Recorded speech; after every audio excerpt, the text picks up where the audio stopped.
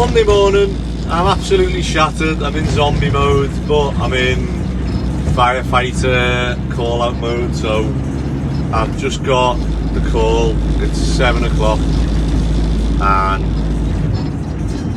just literally jumped in my clothes, brushed my teeth, and I'm like straight in the call out van, and I'm on the way to L13.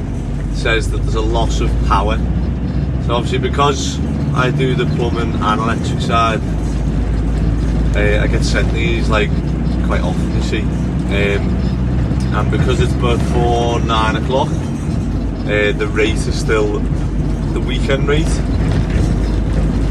Once it goes past 9, I think it drops to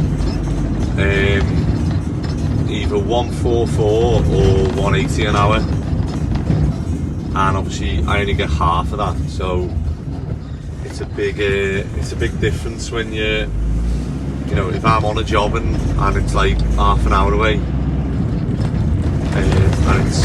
I'm only gonna get £72, and I've got to drive half an hour there, an hour job, half an hour back, 2 hours. It then becomes, well, is it worth it, or is it going to cost me more money staying on by not being on the job? Right, no idea what this one's going to be because it's quite vague. Obviously with electrics, it's like power keeps tripping. So let's wait and see what this one is. So I'm just at this one now, and what's happened is the downstairs ring had stopped working. However, we've just unplugged everything. So if anyone has this issue, unplug all the sockets on that ring, turn it back on, it stayed on, and then you turn the power on over there, didn't you? Yeah. And this socket over here, I had it below, and you can see the black mark there, look. There's a bit of something's just gone there, so we'll take a look. I'm guessing there's like a loose wire that's touching the earth, maybe,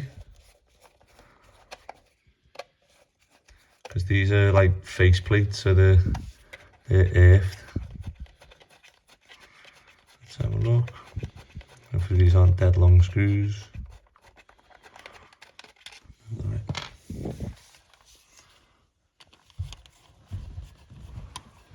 And when did it start? This morning. Oh no, just this morning. Yeah, it was before 6.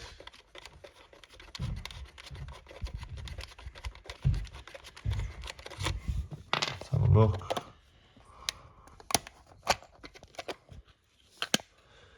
Yeah. So what's happened is, when they swapped the faceplate on this, the live was crimped against the earth of the back box. So see it there, look, it's just literally, you'll be able to see here in a minute, look. It's just worn away, and then obviously that's touched the earth and blew it. Okay. So just a bit of electric tape around that, obviously get it out the way, put it back on, and you should be good. So I've had these before, and when you're pushing these wires back, obviously make sure they're out the way at the bottom, but also make sure they're out the way of these terminal screws, because I've seen a few of them before as well, where you put them on and someone then puts the terminal screw, and if it screws too long and the cable's at the back here, the screw goes through, and obviously the earth touches the live or neutral there. So I've just been going around checking that obviously the wiring behind these are good. I don't know if you've seen these before, but it'll tell you if it's right, missing earth, live reverse, live neutral reverse, missing neutral. And weirdly, when I do that one, it's fine. When I do that, I'm getting a missing neutral. So can you just flick that off again? Sorry, so I've took that off. It all looks fine behind, so it's coming back on now. I only think that is that on now? Yeah. Oh, it's gone off now. So it must have just been a bit of a dodgy connection, you know, inside, because it mustn't have been picking up the neutral, saying it was missing. Right, all good. Right, so that call out's done. It was just a case of whoever swapped the sockets over had crimped the live to the back box. And that's a bit of a reason why you use grommets, because the back boxes are sharp.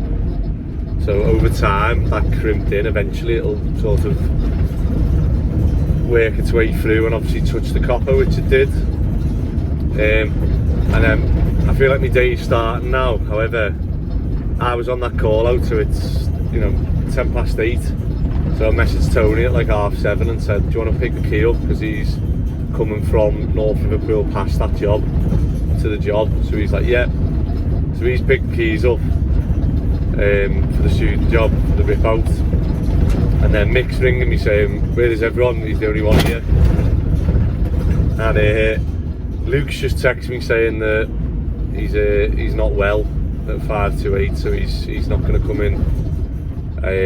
No answer from Phil, and Lewis is on holiday, and Ben's off with his parents who are over, so it's just me, Tony and Mick. And this is how I end up hiring more labourers, because they're just, it's like such a mad industry that I don't think any other work 5 to 8 you just get so many like messages or whatever saying people going, oh, you know, not going to be in today, not going to be in today, not going in today. And it can change so quick as well. But yeah, we'll crack on, see what we can get done on this rip out, because we should only have, I'll show you a video when we get there, but in my head we've got about 2,300 left of the 5.5, so we should be past halfway. So all the lofts out, all the first floors, plasters off the walls and stuff. It's just, and I'm thinking we've got rid of actually like all the carpets, the beds, the wardrobes, etc. So I'd say we're past halfway. So we've just got the chimney stacks to take down, pull the first floor out, which is going to go back the yard, and then it'll just be getting all the plaster off the walls on the ground floor. So can we do that in 2 days? Well, with less men, we'll see. I've just been on the route back from the job to the student jobs. I've just called in at Screwfix, because normally I go that Screwfix in Old Swan all the time. However, I've been by the yard last week, so I haven't had a chance. But one of the viewers, Anthony, as him and his family have bought Lewis a trowel. So thank you very much. Obviously helping Lewis get into bricklaying, and I'm sure he'll be made up. However, he's on holiday now for a week, so I'm gonna have to keep that like hidden from the other lads, so they don't start using it. But no, thank you very much. That's very generous of you. And they also sent me a nice message that, you know, there's times where I'm doing this channel and there's days where I'm filming and I think, oh, I can't be bothered, and when I'm editing as well, I've got loads to catch up on editing, and there's sometimes I just think, oh, you know, is it worth it? You think, are people actually enjoying it? Is it, you know, is the juice worth the squeeze? Well, I don't, it's not at the minute for the in terms of YouTube revenue, but yeah, I got a really nice message off their family, just saying that, you know, they really do enjoy the channel, and they used to work in the industry, and his brother suffered an injury that meant he was no longer able to work. However, watching our YouTube channel sort of reminds him of being in work, and he enjoys obviously the stuff we have to go through, the stuff we have to deal with daily. So it just gives me a bit of a boost when I'm feeling a bit, like, you know, should I film this, should I not, it just gives me that extra little bit to go, no, go on, get it done, and you know, there are people enjoying it. And hopefully I have contacted, or I've been looking in this loads of spare time that I've got at like SEO, search engine optimization on YouTube. So hopefully I can start putting some bits in that I've not been doing that will hopefully help us get some more views and subscribers. So we'll see if that works over the next few weeks. I'll start changing like the tags, the titles, the thumbnails, the description, stuff like that, keywords, and yeah, I'll see if it works. But weather's not great, otherwise I'd have probably been on the yard today with Ronnie doing the other gate and welding the gate that we made on, but I'll have to get stuck in on the rip out job now. So we got these offcuts from the yard. I need to go on the wood tipper, and then I can take that to go and pick up some sand off one of the jobs. And we've left these over the weekend, and someone's fly tipped, so that's nice of them. You know what they've been doing. The kitchen worktop, and I didn't have time to put the camera up, so we'll go again. So we're gonna get the rest of these bricks out. Hey, we need like over 1,000 on this extension, you know. Yeah. So we're probably better stacking them in the alleyway, aren't we? Stack them all outside. We need all of them, aren't you? Probably gonna need most of them, yeah. Coming out. Yeah. We'll probably keep them all. Yeah. Clean them all. Make sure they're all clean anyway. So just that bit then, and then these walls, isn't it? So right, I'm just gonna empty that wood tipper. I'll go and take that, and then yeah, it's probably getting most of them in the back garden then, aren't they, in the alleyway? Just gonna have to clear the space in the alleyway, put them waist height. Yeah. Get it in there now. Get it now. No, there's already a pile there, pile of brick. Right. Oh, horrible day today, innit? Hey, so guys just messaged me then. So, just said he's a labourer, lives at the top of the road, and drives and that. So I've just said, come in now. He's just said he'll be 5 minutes. We'll hopefully get a bit more help for today. So we are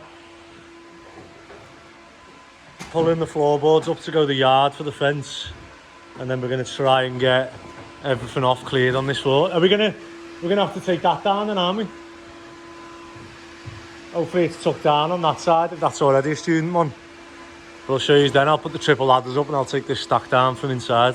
The only thing is, normally they travel through to the other side. I'm hoping those purlins are all the way through. Otherwise we'll have to leave it in. So I'll get up and have a look now if they are. We've got the new lad straight into work, taking tiles off. You know we do a YouTube channel? No. Yeah, what? You're not wanted for murder or anything, are you? No. I was just passing. I was just finding a job today, so I just passed it. And I get your Number address. off Google. No, yes, your address is your one. Yeah, no, we do it. No number on the We do a YouTube channel as well. Okay. So we've got all these bits out now. This stack's coming down. And then I'm just making a pile in the garden to go and stack in the bricks in the alleyway. And Nick's pulling the floorboards up. And they're going to go in the van to the yard. Horrible job this at the minute. Eh? So we got floorboards coming out. I'm just going to cut all the cables, so obviously we've disconnected all the power. Nick's just cutting the joists out. And then we've got the fan on, sucking all the dust out to the back of the house. Oh, it feels like we're getting somewhere now. So I've just organised the wood tipper, and then they're going to throw the last bit of joists on there. That'll be full to go. I mean, we haven't had a ton on that for ages. Every time we go to Biffa, we've been at about 700 kilograms. I just don't think the timbers were taking a thick enough. And because they're completely dry. Floorboards to go to the yard for the fence. Shifter buckets to go back to the yard. Or are we bringing the shifters back? Or are we just going to bucket it?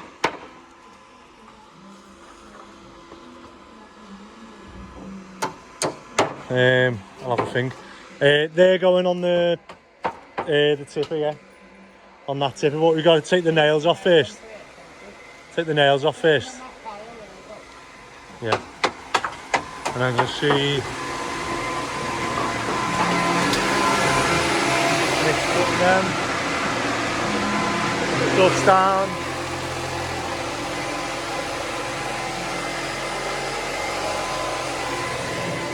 And then we just got this huge pile to get rid of now. So these are all going to go to the yard because Phil wants to use them. Well, I didn't even press record on that. I've just gone to press stop. We've just gone the whole journey to the yard.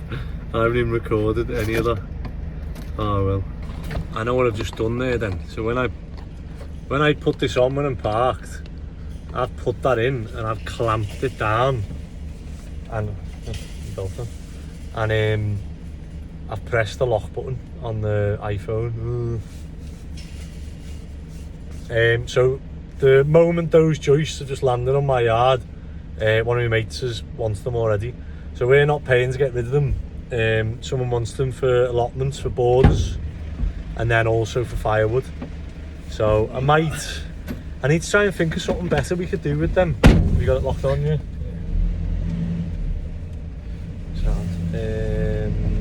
Nothing else we need from the yard, was it? Oh, that took longer than I thought, that. 25 to 5. Oh, what's that noise? I can't figure it out.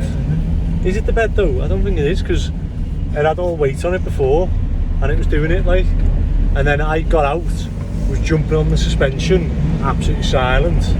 So it's not like a mechanical thing. It's like as if, do you know what, the only thing I can think it is, you know, the ramps I've got underneath for the digger.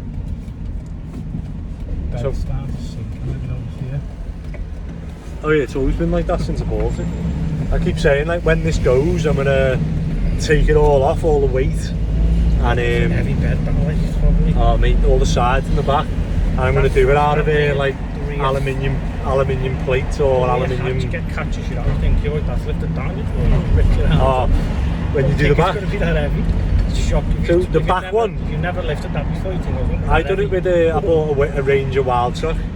That was my first van, and that was the same. When you used to put the back down, it'd go whack, and you go whoa. And you used to be able to buy like what they call gas struts for it, yeah. But wait till you feel the sides.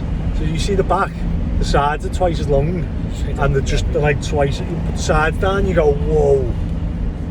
I just think if I took them off now and redone it, the weight maybe more than that. In the bed, yeah. Arms are bed empty. Yeah, imagine how fast this van would be if it didn't have that. I think that when we empty it and you get back in, you're like, whoa, that's fast this. I'm doing it again, 33, 70. 700 quid I got from me, man. Did you? Who to? Some fella come from Wolverhampton. Yeah. And he hasn't rang you? But to be honest, I couldn't have let him worse. He knew exactly what he was on, like he knew, and it was like he can tell he's had these before. I didn't even know I had a diesel leak, and he was like, oh right, so he'd driven diesel. A diesel leak? I knew it had a slight oil leak, but then I see it dripping the diesel, and I thought, oh, I'm messing with all times. I said, is it cool? He said, no, it's diesel. And I was like, And I took like, put up like... Still happy with that though? Yeah, I was only paid 1,300 quid for 4 years, you know. You're flying there. He's paid maybe 14, so getting 700 quid. What's he going to do with that? Do it up? He said he was doing like removals and that, but I was glad to see it gone. Yeah. Put up for 2, but I was just a test to see what I could get. You put it up for 2 and some guy come and give you 700 quid for it. It was like the verge of scrap. Side door, if you get the side door was flat, but everything was gearbox really. What would you have got for it, scrap? 3 or 4, something like that. So that when you dip the clutch, it was rattling the flywheel, so that was gone. Turbo, I thought it was blowing black smoke because the turbo was gone. So that cost me about 2 or 3 grand to get it up and running properly, but then It's not worth it. got that van for like 3.5, so. And is that miles better? 17 plate Renault Master. I wonder where Renault Masters are in terms of insurance. What's the insurance on it? Doubled. Has it? What was like what? So Sprinters are the most expensive van. 4.5 I was paying for my Sprinter a year. 495. And then we got that stuff like Nano, like it's near enough coming to renewal, so I'm just going to stay with them just to get that year's no claim and it sounds shop it out. So when I asked, he said Mercedes are the dearest parts to buy, and so their insurance is the highest. He said Ford parts are more thingy, however there's more Fords, so the claims, there's more claims on like Ford Transits than like other vans, if you know what I mean. I've always stuck with these because if I jump in these now, I can just jump in one and I'll be like, yeah, I know that. I'd love to get the price of them at all, so I can get that like 3.5. Do you know what, I always think this... The only thing I miss is the gear, you can keep it in gear longer and that it wants a gear like gear. It wants what? It wants like a gear every 2 minutes. Like, just every 2 so you seconds. keep this in 3rd or 4th for long, that's you can afford it, like a 1/5. Flash up on your dash like when to change gear. So you've got in gear. Yeah, this does as well. Start flashing to change gear. My theory is that like value for money, isn't it? But then I also think like,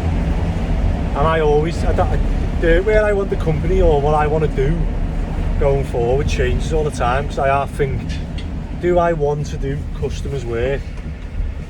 Not really, but then I do. So sometimes when you get a good customer, there's nothing better.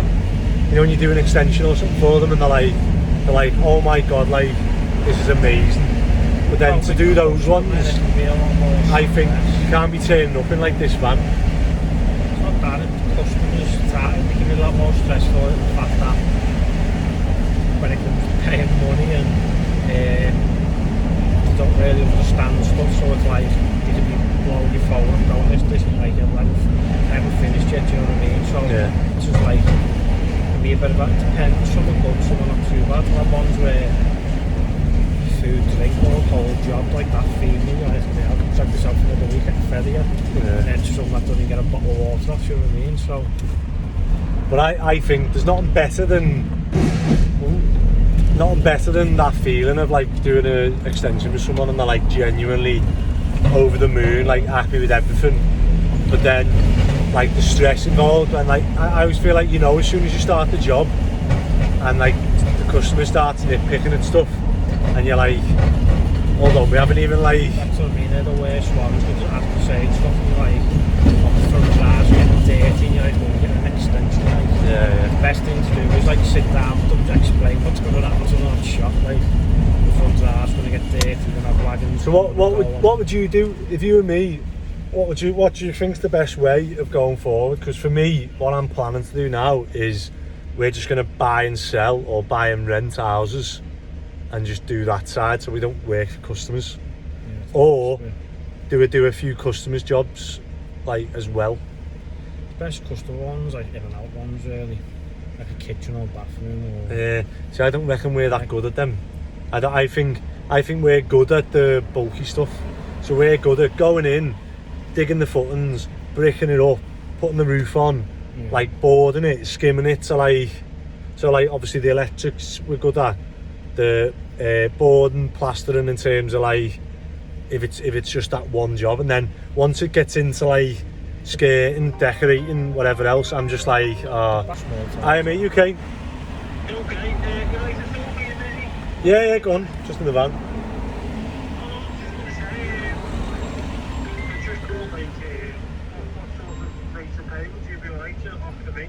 Yeah, well, I was thinking I can get you in on something and obviously see what you like. I mean, obviously I know you can plaster. It's just, obviously, what would you be happy to come in with, knowing that if you can do other stuff, like I say, we've got lads who run the jobs, they're on like up to 160 a day. So if I can get you in and, you know, have a look at you and, you know, see what other stuff you can do. But knowing that, like I say, even if I get you in on, I don't even know, 120, 130, and just see what you like in terms of other stuff, and then I can always, obviously, like I say, I can pay you more if you can do more.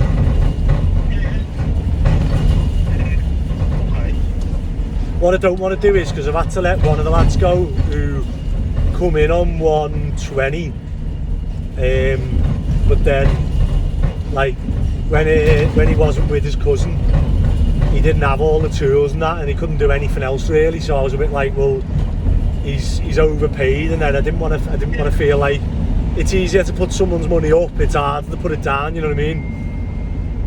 Oh yeah, like you say, I'm transparent, so I mean, I'll do whatever. Yeah.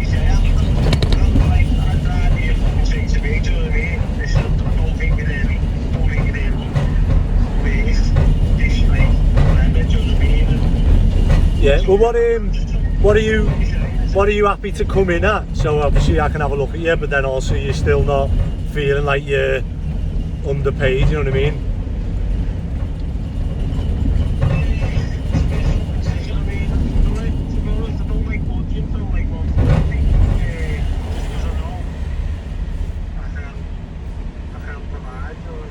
Yeah.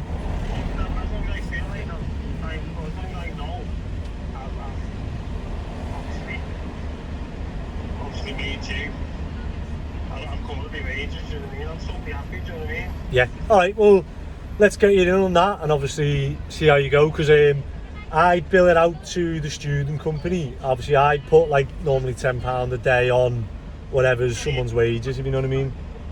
Yeah, I understand that. That's like you've got to make money as well yourself. Do you know what I mean? Everything has to have a value, but it all to start, doesn't it? Yeah. All right. Well, if we say 140 then, and when are you? Did you speak to your current employer?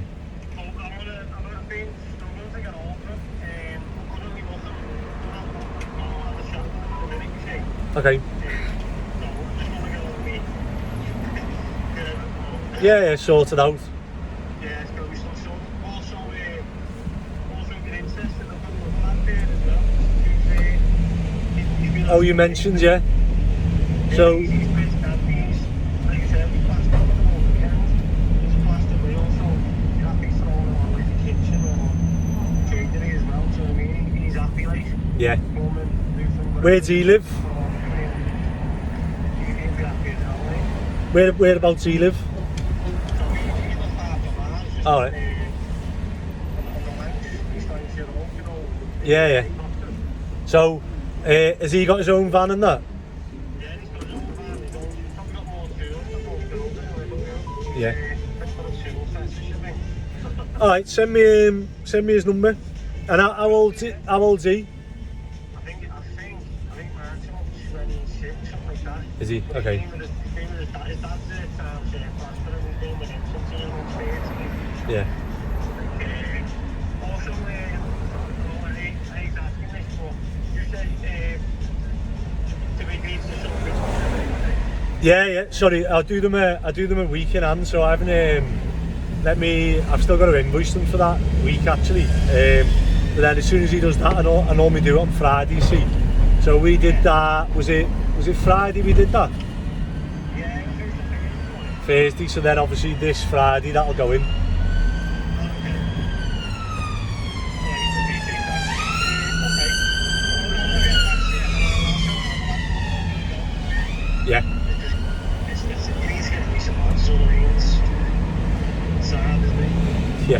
like I say, it's always better getting ones people have worked with and recommending that. I don't like recommending people normally because I feel like if they fuck up or like they fall out with like then you feel like a bit of a Bit responsible. it's foolish, do you know what I mean? Nah, yeah, but sound. Let me know after you spoke to the fella now. What date you're thinking of, and yeah, send me your mate's number. I'll give him a chat. Appreciate that. Thank you very much. No worries. Take care. Alright, I'll speak to you in a bit. So he's the plasterer. Lift the bed up on the swing back. I think it's the bed. I'll do it when I get back now. But he messaged me. He watched like one of the YouTubes and was like, "Oh, seen you after a plasterer, but I do a bit of everything as well." And he's working with someone else now. He's been with them for like 6 years or something. And he was like, just wants like a change. It's, you know. Yeah. But I plastered that ceiling with him after work. The big one. Yeah. So me and him just done that. And he was Fit sound. the kitchen after in that one though. Oh yeah, they done it like before we plastered it. So we had to cover everything. Oh, the scaffolding was boss. Just moving that round. That'll definitely help on these ones when we do an open plan. But yeah, hopefully he'll be good. Seems like a nice lad. Downstairs on this one. I haven't got the plans yet. We're back on the student job. We need 1,000 bricks, so we've just been tossing these out the window. And I've spoke to the council about this. Oh, that's a bit too high. Who's been stacking that? So we've got 2, 4, 6, 8, 10, 12, 14, 16, 18, 20, 22, 24, 26, 28, 30, 32, 34, 36 times. Quick maths, mate. 36 times 1, 2, 3, 4, 5, 6.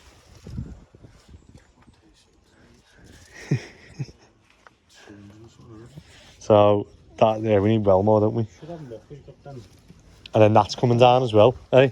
coming out. This is coming down, isn't it? That one with the back of the house now. No, that felt like it was about to come down then. You're not putting a window in that thing so you can't see out. Yeah, you're not allowed to. Yeah. This coming down as well. That'll come down as well, yeah. So, although that looks, I'll just go on to the end. yeah. So we should have enough brick, really, shouldn't we? We've got 3 big walls coming down here as well. Yeah. All right. We just need to stack them brick better now.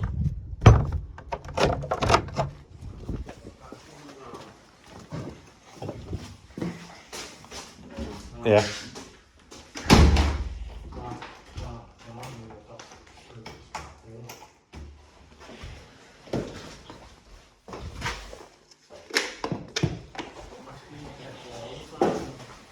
What's that? What's that ceiling, these walls? So we should still have a few pallets to go. Once they're all down, so the floor that you're on. Come out and Oh, well, we can't see how thingy the floor is, can we? So today we've had a good little day there. So we've got all the bits off there. Mick got that side down, didn't you? That side's down to there. So I was worried we weren't going to have enough brick, but we're going to end up with loads, aren't we? that wall, this wall. Yeah, actually, yeah, we've got loads. So we probably can keep that tipper free and start putting pallets of block on it tomorrow, yeah? Pallets of brick. Let's make sure we've got 1,000 brick in the back first. Stack 1,000 and then we'll start stacking them on pallets to go to the yard. So we get some nice brick for the extension to make it easier. Oh, it looks mad like this, doesn't it? So I'm just on the way to Screwfix. We've got to pick some bits up for mine, like a Wi-Fi extender and some other bits. And I've just spoke to Darren, the planning consultants. So, because they're just getting a catch up of where we're up to. They seem to have slowed down the council in terms of sending me emails and whatever else. So the last email we had was, they'd said, we've put the concrete panels in without planning permission, and we need to submit planning permission for the concrete panels.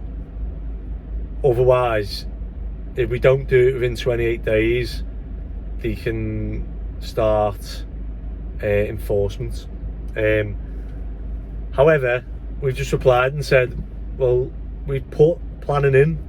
That's what the whole planning for the building, and the fences are included in that. And I don't know whether obviously they've read that and gone, oh yeah, oh yeah. So obviously that's part of the planning. So until they refuse the planning or grant it, I'm not going to put another planning in for the same fences that we've applied for.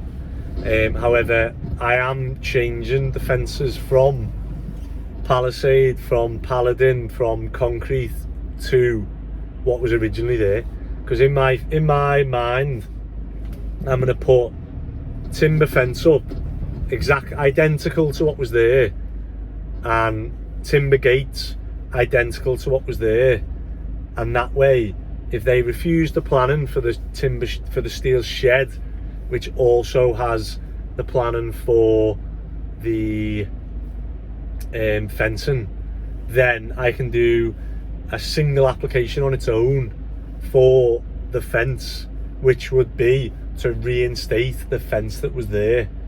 And if they refuse that, I can go to an appeal, and fingers crossed a planning officer from another area would come in and go, right, I've got a planning application to reinstate a fence that was already there. A fence that's been there for 60 years, he wants to renew the timber on it. And surely anyone would look at that and go, yeah, that's fine. Why has this gone to an appeal? But I don't know, maybe they come back and go no, and everyone says no, and you can't do a fence. In which case I'd have to move it back a metre into my land and I can have it. So it's all which I have thought about this. I thought maybe I should have just moved it back a metre and then that's my pedestrian walkway, and just add a paladin fence onto a concrete fence. So look, it's all possible, so I'm not fazed by having to do any of this work. It's just time, energy, money,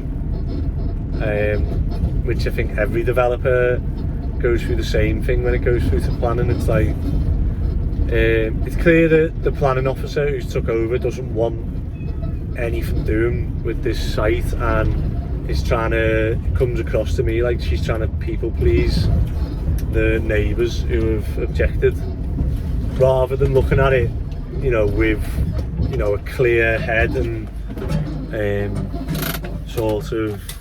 I mean, obviously I'm looking at it from a biased point of view because I've bought it as a builder's yard, but I do feel like I look at things fairly. Not everyone thinks that I think that, but I think it'd be common sense that oh yeah, you just put a fence up, that's fine. But what they've come back with now is they've said, right, I don't think they've got enough to refuse my planning for a steel shed when it falls in line with everything the previous planning officers said to do. It fits in with the commercial premises that it is. It's not lost its use. I think they're clutching at straws a bit, trying to refuse it. And I think they're trying to now gather as much in their refusal as possible. So what they've come back with now is they want a tree radar scan. So I need to try and phone someone now and see if I can get a scanned radar of where the roots are on the trees that the council own in the street, whether their roots come through to mine and where they are. And then I've got to pay someone to do a piled foundation design to show that the piles can fit in between where the tree radar says the roots are. And then we've got to show that we can have a 150mm gap and then a 150mm slab, for instance. So lift the ground up 300mm and then still have a ramp into the building, which that's fine, we can do that. And then they want a construction phase plan to show that we can build it without damaging the trees. To me, it sounds like either they're being very thorough and they want to know everything before they make a decision on this steel building, or to me, it sounds like they're trying to price me out of providing this information, so that when they refuse it, they've got some grounds to say, well, we refused it because Mr. Owens didn't want to provide this information to us. So if I just provide everything and go bang, bang, bang, everything I've applied for is physically possible, it's doable, it's this, it'll save the trees, even though the council have got trees on the other side of the road surrounded by 360 degrees of solid concrete with no air gap, no means of water, nothing. However, if I can provide that I can do it on my land, it's, you know, I still think it's not fair that the council's tree is now affecting my land, but that's obviously the way it is because the tree was there before I'm trying to put this building, so I get that. But yeah, I was trying to jump through all these hoops and hope that I've provided enough for them to refuse it, and then if we go to an appeal, that someone looking at it would go, well, hold on, he's provided absolutely everything here, there's no reason why this building shouldn't be acceptable. Right, so tomorrow I'm going to try and find a tree radar survey person. If anyone is a tree radar survey person, hit me up.